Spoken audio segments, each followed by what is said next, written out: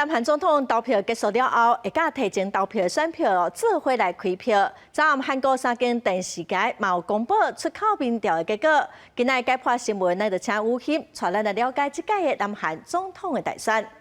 是主播，南韩前总统尹锡悦伫咧去年12月戒严，向单休落台，今日改选总统。今日早起6点到暗时8点下来投票，也为着要提悬投票率，互无法度伫今日登票的选民去投票，进前已经完成海外投票甲事前投票，也才会选票呢，甲今日当的会做伙来开票。确定啥人做总统以后呢，会直接来宣誓就职。也即马谁上有可能来做总统？根据上部的民调显示讲共同民主党的李在明支持度是50.2%，上述选民支持；也执政党国民力量党的金文珠是35.6%，排伫咧后壁。也上部的是改革新党李俊锡8.7%。看起来李在明上有赢面。也南韩选举结果，若是影响因国内内部的改革，卖牵动印太势力。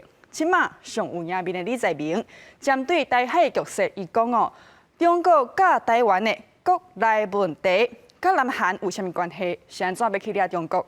只要甲中国讲说说就好。也比较金文珠，伊较亲近美国，伊对抗中国，伊对抗俄罗斯啊，对抗北韩的威胁。伊即个路线是对咱台湾较有利。华府智库全球台湾研究中心就指出讲，比较金文珠，李在明主张讲无爱干涉两岸，台湾爱准备讲要安怎来面临共同民主党主政的局面。也即边南韩的选举，佫有一个现象就是讲少年选民的变数真侪。伫咧少年选民当中，性别对立是真严重。少年男性认为讲敢若查甫爱做兵无公平。